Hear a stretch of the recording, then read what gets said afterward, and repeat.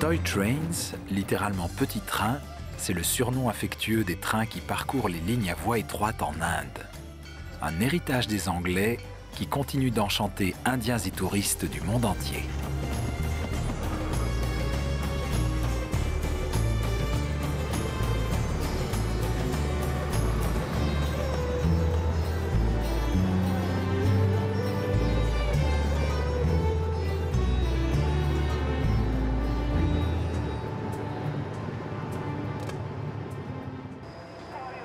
Sans sa gare, la ville de Kalka serait méconnue de la plupart des voyageurs. Mais elle est le point de départ d'une ligne hors du commun qui rallie la ville de Shimla. Les trains qui y circulent en service régulier sont une formidable attraction touristique et pas seulement pour les amoureux des chemins de fer. Les noms des voyageurs sont affichés sur les wagons pour que chacun y trouve sa place réservée.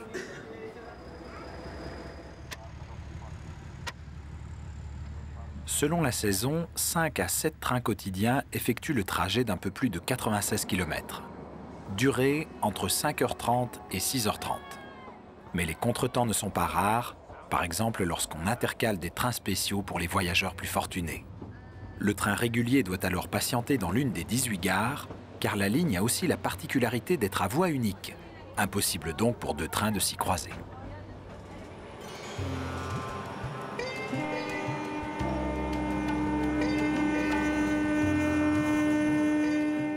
Notre voyage commence à 400 km au nord de New Delhi, l'actuelle capitale. Il va nous mener dans l'état de l'Himachal Pradesh, sur les contreforts de l'Himalaya, en direction de Shimla.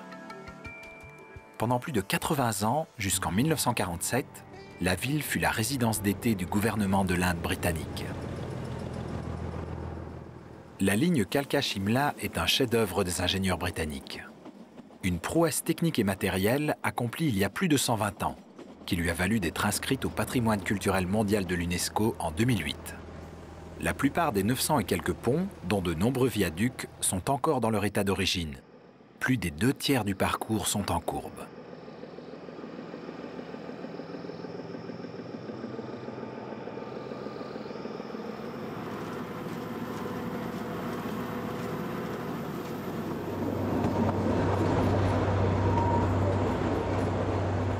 Au bout d'une petite heure de trajet, le train franchit le pont le plus long d'une centaine de mètres.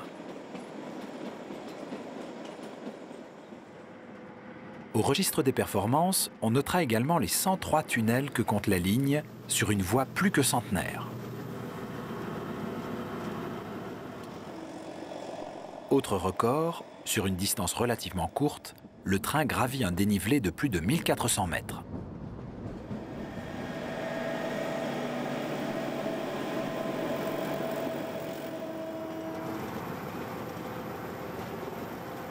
Jusqu'en 1971, les 6 ou 7 wagons étaient tractés par une locomotive à vapeur.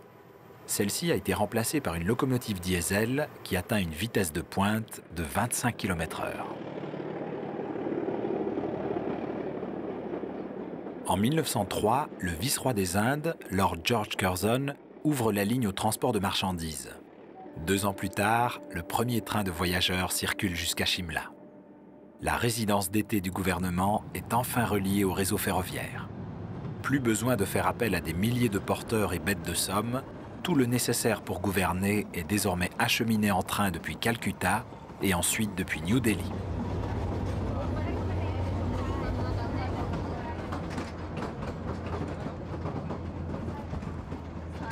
La construction par les Britanniques d'une voie ferrée dans cette région au relief accidenté profite aujourd'hui aux voyageurs du monde entier.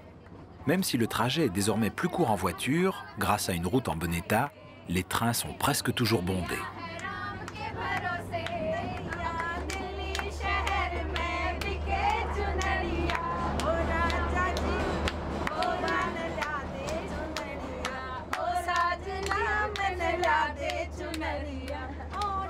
L'ambiance est enjouée dans les wagons.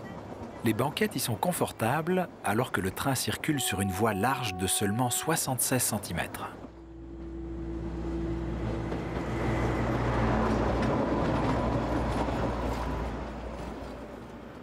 La plupart des viaducs sont en courbe et peuvent être admirés sous tous les angles.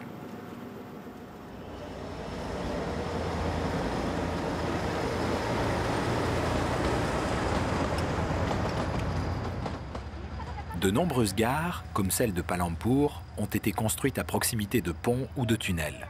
Les bâtiments servaient autrefois à loger les ouvriers.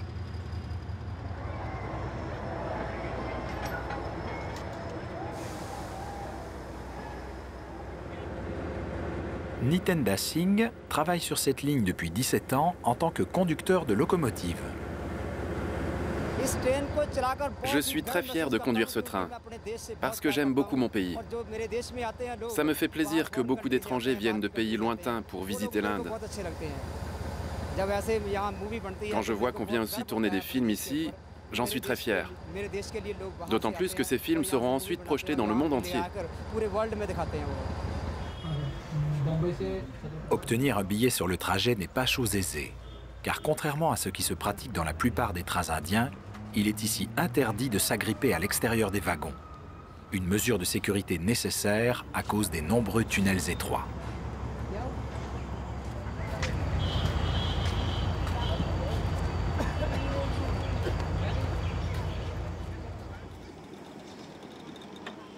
L'arrêt n'a duré que quelques minutes. Le train repart dans une succession de courbes, direction Shimla.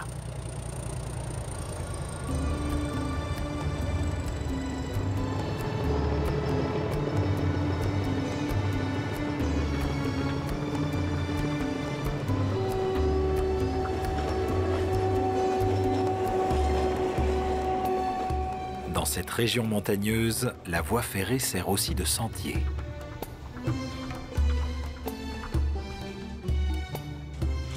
Eux ne risquent pas d'être au chômage. Plus de 200 employés sont chargés de garder la voie en état. Autre mesure de sécurité, les 919 courbes sont toutes équipées d'un troisième rail anti-déraillement sur le bord intérieur.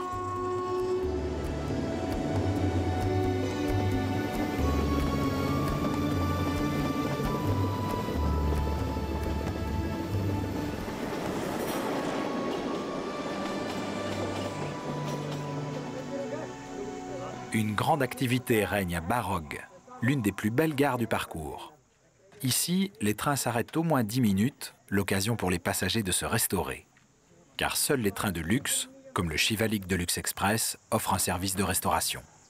Mais la plupart ne sont affrétés que pour des voyages spéciaux.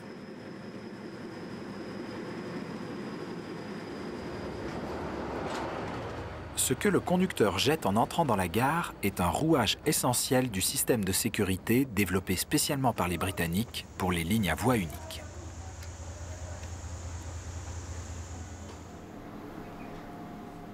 Écoutons les explications du chef de gare Sitaram Meena. La ligne Kalka-Shimla est en service depuis 1903. Dès le départ, cet instrument de communication entre les gares a été mis en place. En introduisant la bille métallique dans cette machine, on indique au chef de la gare suivante, Solan, qu'il doit garder la voie libre sur le tronçon. Une fois le signal envoyé, la bille ressort du mécanisme. Elle est ensuite donnée à l'aiguilleur qui va l'utiliser pour libérer une clé et pouvoir manœuvrer le levier d'aiguillage. Puis la bille est remise au conducteur qui peut enfin continuer son trajet vers Solan.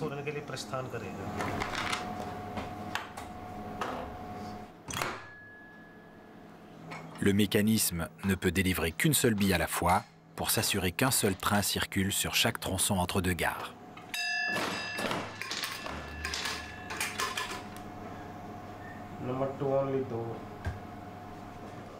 On procède de même pour le train en sens inverse, qui vient d'arriver à Barog et veut poursuivre vers Kalka. Pour les voyageurs, l'arrêt en gare de Barog est bienvenu.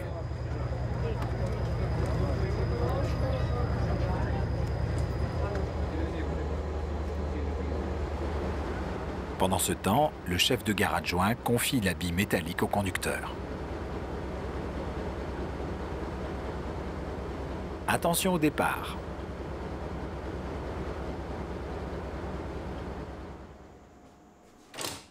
Cette clé fait aussi partie du système de sécurité. Elle permet de changer l'aiguillage et de donner le signal de départ du train. Un concept simple mais efficace qui sécurise le transport des voyageurs depuis presque 110 ans.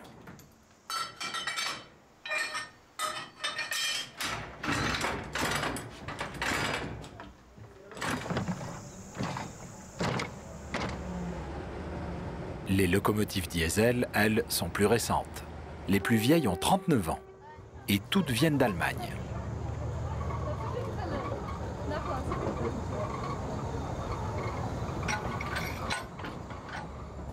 Elles sont équipées d'un moteur à 6 cylindres de 700 chevaux.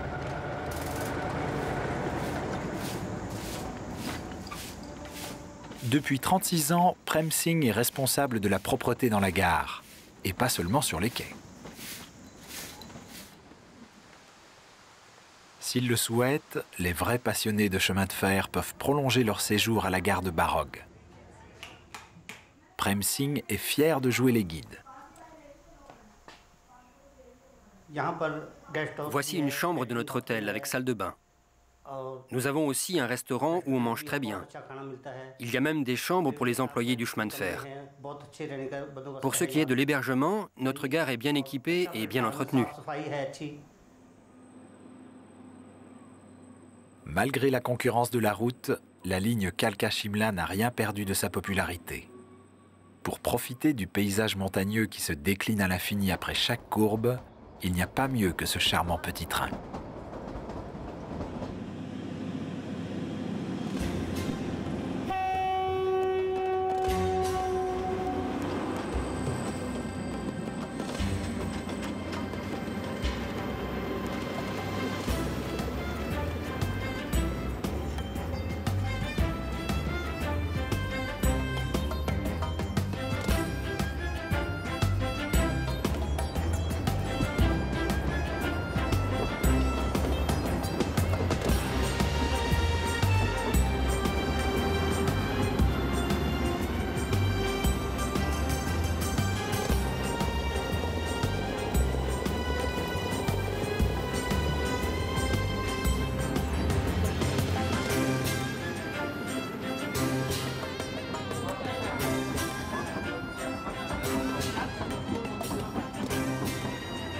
De Kalka à Shimla, les voyageurs sont dans le noir pendant presque 8 km. Les tunnels, en courbe pour la plupart, ont représenté un défi de taille pour les ingénieurs de la fin du 19e siècle.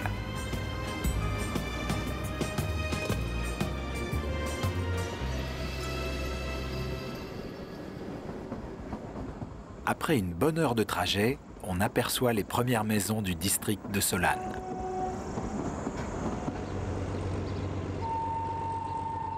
La forêt fait place à des zones densément peuplées sur plusieurs kilomètres.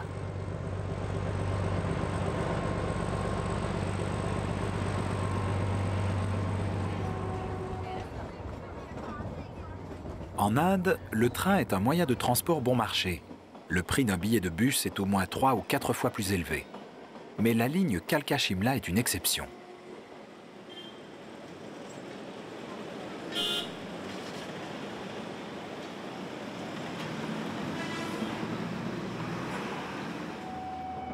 Son confort et son charme ont un prix. Un aller simple en deuxième classe, comme ici, coûte 300 roupies plus la réservation, soit 8 ou 9 euros au total, presque le double du salaire quotidien d'un ouvrier.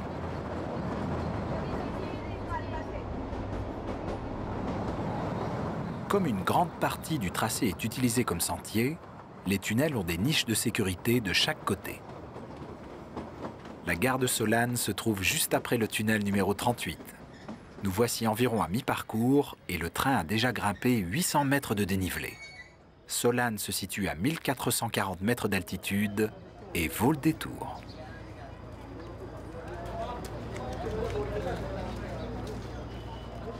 Pour beaucoup de voyageurs, la petite ville en pleine expansion est une étape obligée.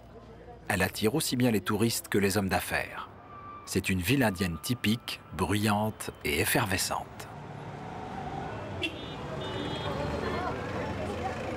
Voitures, deux roues, rickshaws et piétons se mélangent dans la confusion la plus totale au milieu des petites rues sans trottoir, mais comme par miracle, tout le monde arrive à se faufiler.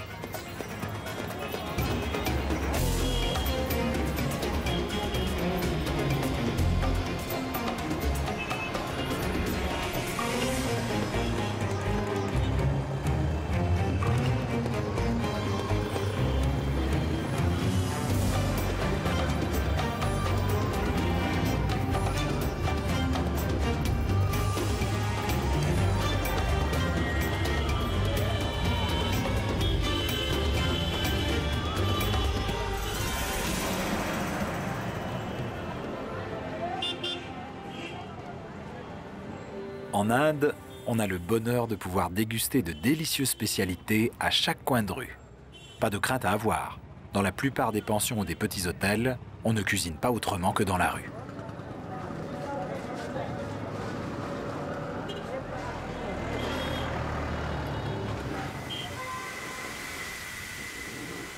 Solane est connue comme la ville des champignons. Les hauts plateaux offrent des conditions particulièrement propices à leur culture. Il existe des centaines de fermes en ville et dans les environs. L'une d'elles appartient à Vikas Benal. Ses employés font cuire du blé dans de grandes cuves. Il servira de substrat nutritif au mycélium, lui-même obtenu à partir d'une culture mère.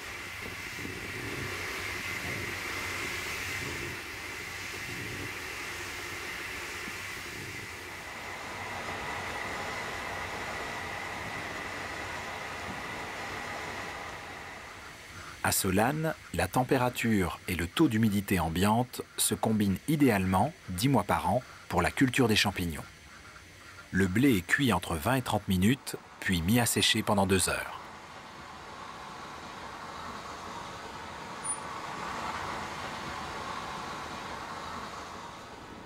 On y incorpore ensuite du carbonate de calcium et du sulfate de calcium pour obtenir le pH souhaité.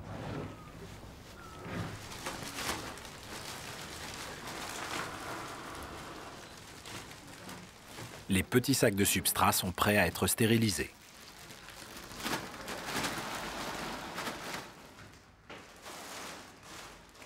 Ils sont chauffés à la vapeur pendant plus de 2 heures.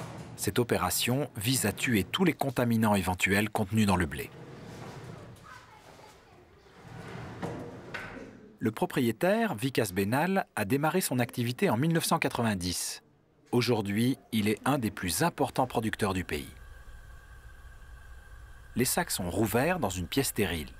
On y dépose le blanc de champignon ou mycélium. Le bouchon est passé à la flamme pour éviter tout risque de contamination.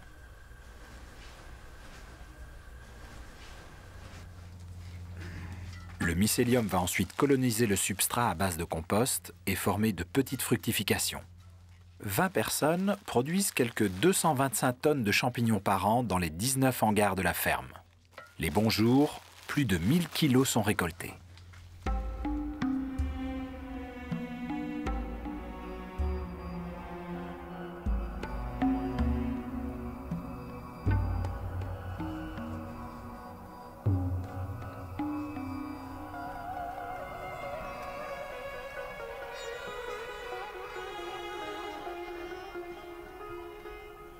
Vikas Benal est-il aussi attaché à la ligne Kalka-Shimla ? J'ai une longue expérience de cette ligne. Dans les années 70, je prenais le train à Barog pour aller à l'école à Solane. J'ai continué à le prendre pendant mes études à l'université de Shimla. Quand j'ai créé ma ferme dans les années 90, je transportais mes produits en train jusqu'à New Delhi. Les champignons sont une marchandise de grande valeur. Pour pouvoir les transporter en train, j'ai dû verser des dessous de table. Mais ça m'était égal. J'aimais bien prendre ce train.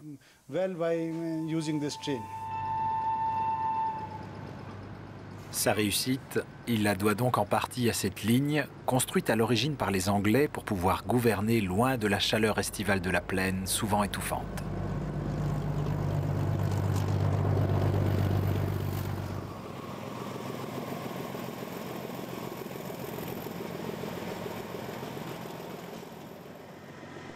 Ce train de luxe au wagon rouge est réservé aux voyages organisés. Une façon de mieux profiter encore du circuit qui franchit d'impressionnants viaducs et traverse des paysages à couper le souffle.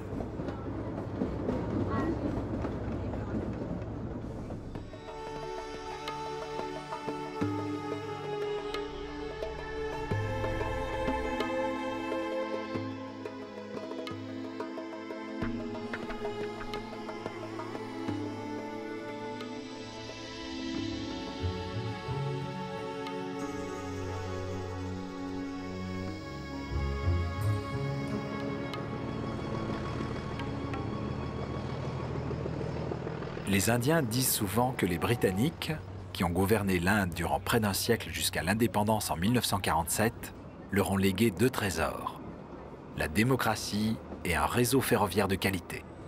Sans le train, la circulation routière déjà saturée serait encore plus chaotique. Cette ligne reste d'ailleurs l'une des plus fréquentées du pays.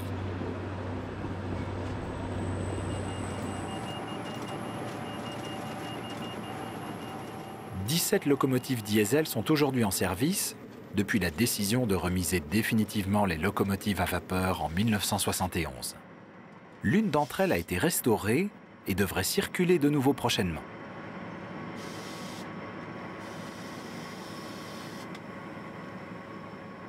L'entretien des locomotives s'effectue dans les immenses hangars de la gare de Kalka.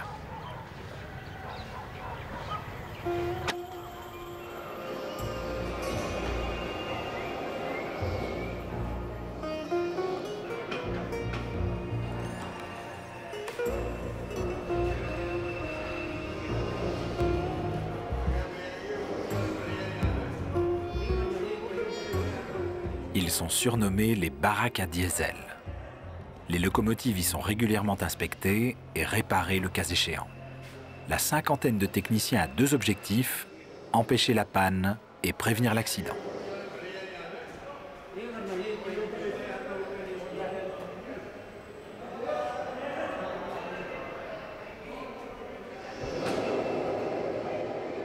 Sur un moteur diesel de locomotive, chaque pièce semble surdimensionnée. Pour les déplacer, un système de treuil est indispensable. Souvent, les hommes doivent travailler dans un délai très court, même quand il s'agit de souder des pièces essentielles, car au moins 12 locomotives sur 17 doivent être en état de marche chaque jour.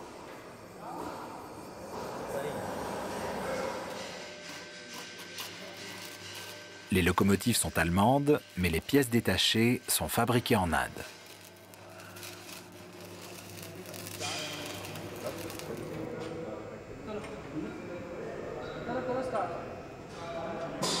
Sur ce banc d'essai, on teste la résistance des ressorts. Une opération de maintenance effectuée tous les 2 ans. Si les ressorts passent le test, ils seront réinsérés dans les cylindres. Les locomotives diesel ont besoin de toute leur puissance, puisqu'elles gravissent en moyenne 1 mètre de dénivelé tous les 33 mètres, si l'on en croit les calculs effectués par les ingénieurs britanniques il y a un siècle.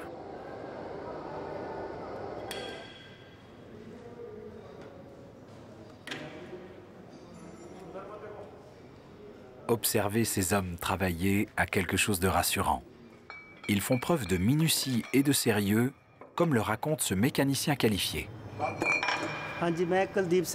Je m'appelle Kuldeep Singh et je travaille depuis 5 ans dans cet atelier de la ligne Kalka-Shimla. Je mets beaucoup de cœur à l'ouvrage pour qu'il n'y ait jamais de défaillance sur notre ligne. Si tout se passe sans problème, notre atelier aura une bonne réputation qui rejaillira sur nos chefs et notre pays. Les étrangers aiment emprunter la ligne Kalka-Shimla parce qu'elle est historique. S'ils voyagent en toute sérénité, à l'aller comme au retour, ils seront satisfaits. Et cela aura des répercussions positives sur notre pays. Si on manque de sérieux dans notre travail et que ça entraîne des défaillances, alors c'est mauvais pour tout le pays.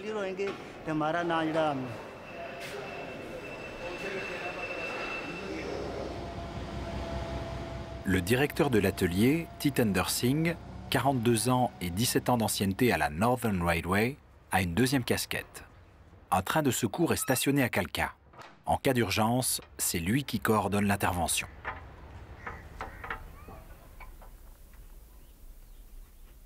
Heureusement, il n'a jamais eu à déplorer d'accidents graves faisant de nombreuses victimes. Seulement de petits incidents.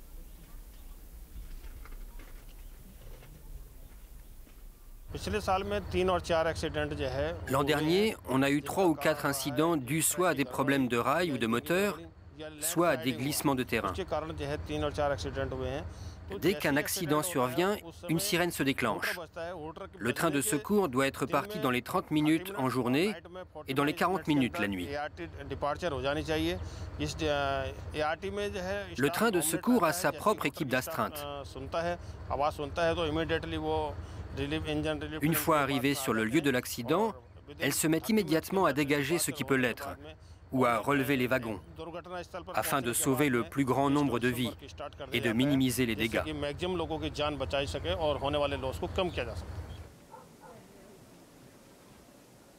À la périphérie de Kalka, les jardins de Pinjore témoignent de l'art islamique et de l'architecture paysagère remontant à l'âge d'or de l'Empire moghol, au XVIe et XVIIe siècle. Cette époque a vu éclore des édifices d'un faste sans précédent. Les jardins de Pinjore, avec leurs jeux d'eau, font partie des rares parcs de cette période encore existants.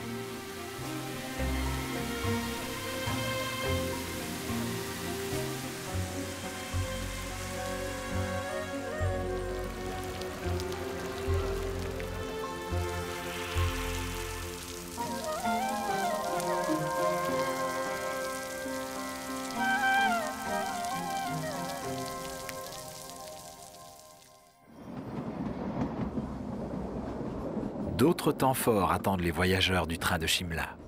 Entre Solan et Kano s'enchaînent des ponts plus pittoresques les uns que les autres.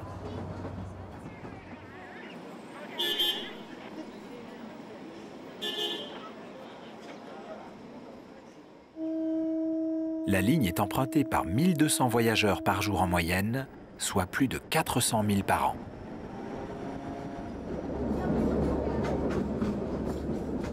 L'ouvrage le plus spectaculaire est le pont en maçonnerie numéro 541. Construit sur 4 étages, il mesure plus de 50 mètres de haut et a été classé au patrimoine de l'UNESCO.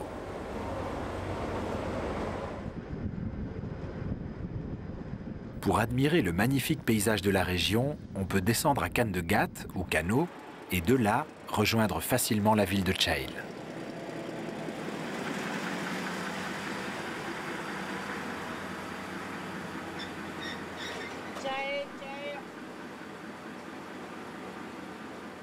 L'air pur des montagnes, les panoramas grandioses et des sites touristiques passionnants ont fait de Chail une destination de vacances très prisée. Le temple de Kalimata, perché à 2300 mètres d'altitude sur le Kalikatiba, fut inauguré en 2005. Il est dédié à la déesse hindoue Kali. Le sadhu Shambhu Bharti, aujourd'hui âgé de 80 ans, l'a édifié grâce aux dons récoltés pendant 20 ans. Les sadhus sont des moines vivant en ermite et vénérés comme des saints hommes par les Indiens. Ils cherchent à atteindre l'illumination par la pénitence et l'ascèse.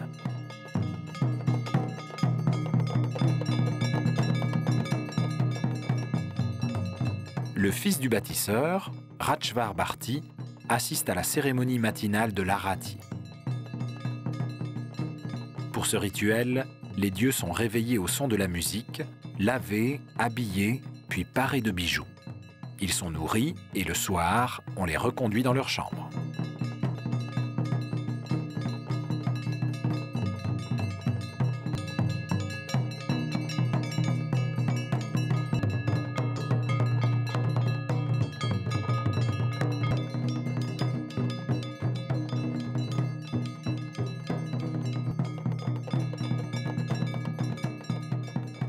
Depuis le temple, la vue est grandiose.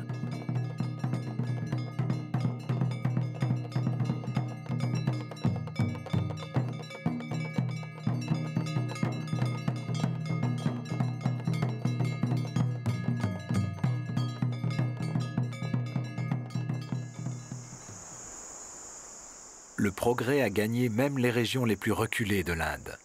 Ici, il ne reste que 5 ou 6 villages séculaires et isolés. Yan est l'un d'eux. On y accède par ce moyen de transport original ou bien à pied en traversant la gorge et le fleuve. Lakram Mehta, le chef du village, retourne à Yan avec ses 2 petits-enfants. Ce sont des habitués de ce trajet de 2 minutes. Mais pour les autres, quelle aventure!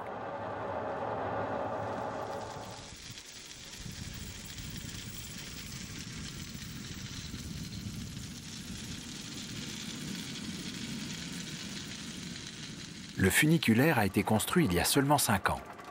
200 personnes ont formé une chaîne humaine pour hisser le câble jusqu'au village. Avant, les habitants mettaient 40 à 50 minutes pour traverser la gorge.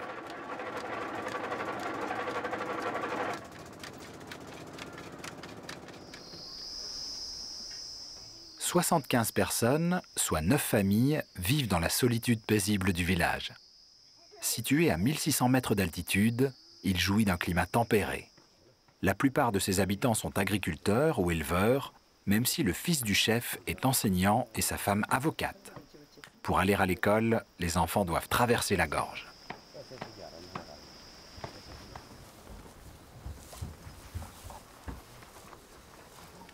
Les maisons en terre et en bois ont 200 ans. Elles comportent 6 à 8 pièces où vivent 8 ou 9 personnes. Le bétail occupe le rez-de-chaussée et procure de la chaleur l'hiver. Les toits sont recouverts d'ardoises sur lesquelles poussent des courges.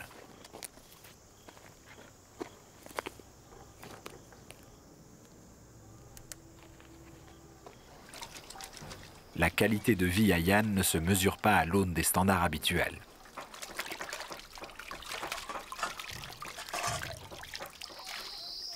Les habitants sont largement autosuffisants et depuis qu'ils ont plus facilement accès à la route, ils peuvent vendre leurs excédents sur les marchés voisins. Les familles s'aident les unes les autres et les profits sont répartis équitablement.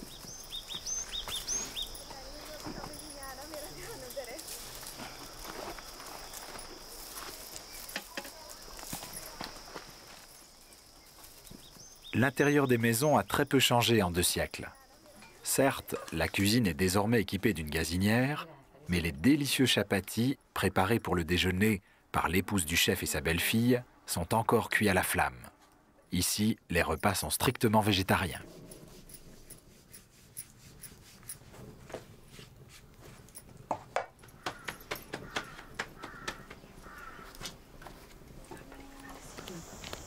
Le nombre d'habitants du village se maintient. L'Akram Mehta est confiant dans l'avenir. Depuis que je suis à la retraite, je m'efforce d'apporter le progrès dans notre village. Le projet qui m'a tenu le plus à cœur a été le funiculaire. On l'utilise pour transporter de l'eau pour nous et du fourrage pour les bêtes.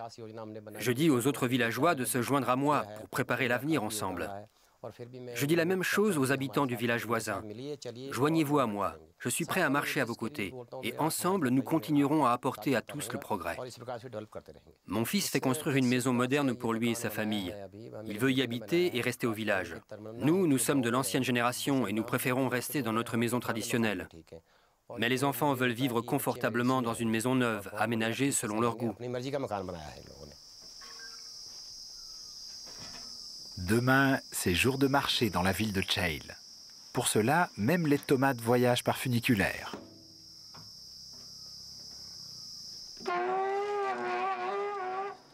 Yan est un petit coin de paradis unique dans la région de Kalka Shimla.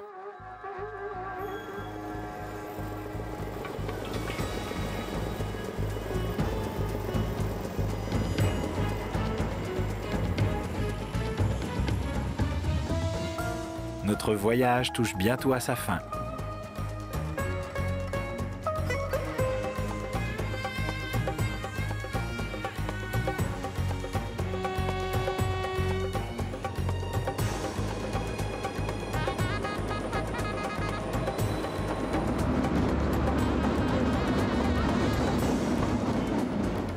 La ville de Shimla se profile sur une crête.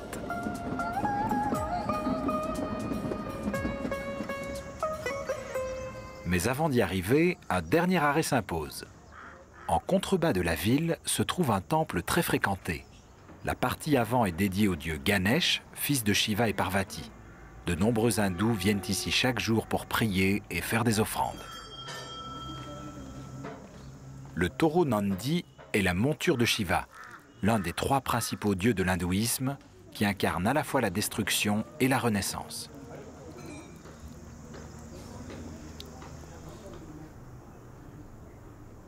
Les prêtres et les moines, installés dans la partie arrière du temple, vénèrent, outre Shiva et Rama, le dieu singe Hanuman.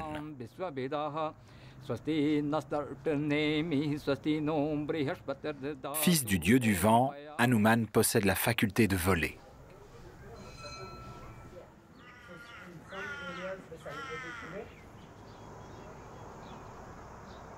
Le terminus n'est plus très loin. Même si aujourd'hui on peut se rendre à Shimla en tout confort par avion, le voyage en train vaut bien le détour.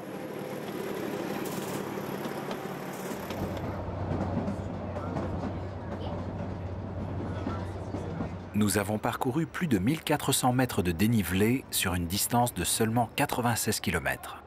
Une performance qui vaut à la ligne Kalka-Shimla une entrée dans le livre Guinness des records. La plus grande ville de montagne de l'Inde, et la plus touristique, s'étend sur une crête de 12 km de long et en occupe aussi bien le sommet que les flancs. La ville basse est entourée par une route, mais dans la ville haute, la circulation est interdite. Beaucoup de curiosités touristiques sont étroitement liées à l'histoire de la ville, très marquée par le passage des Anglais qui en ont pris possession en 1819. Le Mall, aujourd'hui une élégante artère commerçante, était jadis le lieu de rendez-vous de la haute société, qui aimait se promener dans des rickshaws conduits par des chauffeurs en livrée. Aujourd'hui, touristes indiens et étrangers y flânent dans l'agréable fraîcheur estivale. La ville est devenue une destination populaire au milieu du XIXe siècle. Les Anglais qui souffraient d'un trop-plein d'Orient venaient y soigner leur mal du pays. Contrairement à Calcutta, Shimla a été construite dans le plus pur style anglais.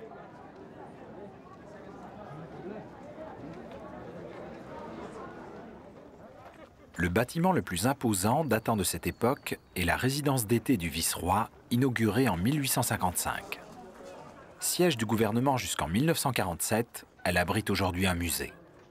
En 1972, elle occupa le devant de la scène internationale.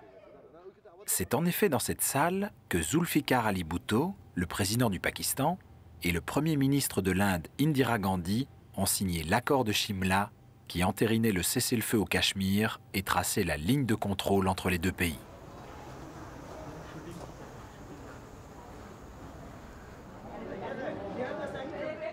Comme l'accès à la promenade supérieure était réservé aux Britanniques et à l'aristocratie indienne, de nombreuses rangées de boutiques ont fleuri à flanc de falaise, formant le Lower Bazaar, le bazar du bas.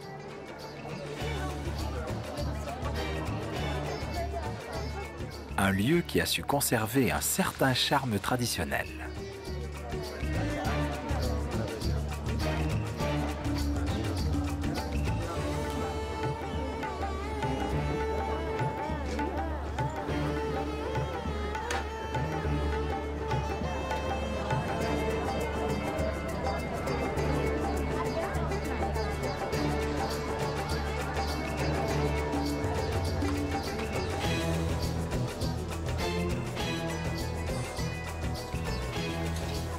Dans les innombrables ruelles, on peut faire du shopping, mais aussi goûter aux spécialités culinaires.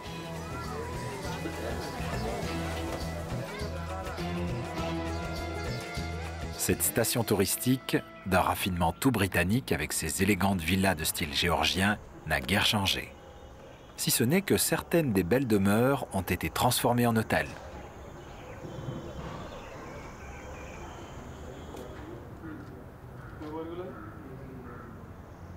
C'est le cas du Woodville Palace, un ancien palais royal. L'arbre généalogique de la famille royale de Jubal, qui a longtemps résidé ici, remonte à plus de 1000 ans. Un noble passé perceptible pour tous ceux qui séjournent ici. Le palais a été construit par Raja Rana Sir Bhagat de Jubal. Son petit-fils, un historien né en 1949, l'a converti en hôtel en 1977. Avec de la chance, vous aurez le privilège de boire une tasse de thé en compagnie de Raj Kumar Uday Singh. L'aristocrate a toujours vécu dans cette maison. Sa famille a-t-elle profité du chemin de fer?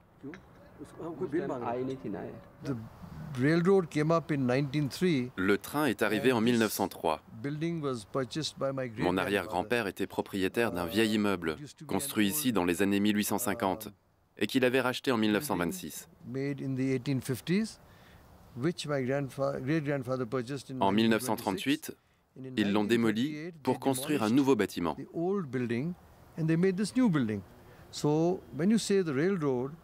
Le chemin de fer a été bien pratique pour acheminer le bois depuis notre ancien royaume de Jubal. À l'époque, il n'y avait pas de route directe. Il fallait prendre plusieurs routes jusqu'à Kalka et de là, charger le bois et les autres matériaux de construction à bord du train. Même chose pour le mobilier, importé d'Angleterre, des magasins de l'armée et de diverses sociétés.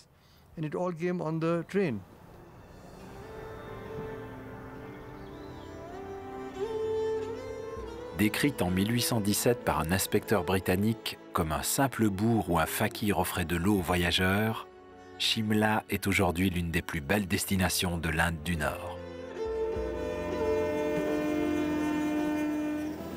La mythique ligne ferroviaire, qui ne séduit pas seulement les passionnés de train, y est sans doute pour quelque chose.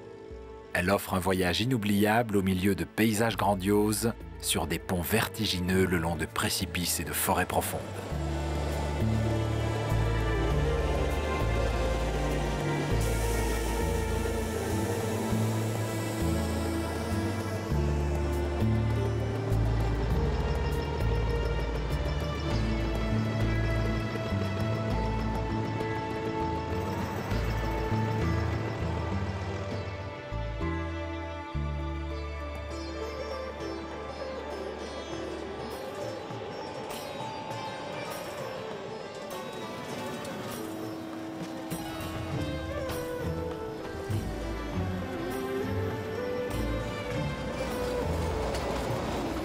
Ces 6 heures dans le petit train nous font découvrir le passé, le présent et l'avenir d'un pays à l'histoire tourmentée, aujourd'hui la plus grande démocratie de la planète.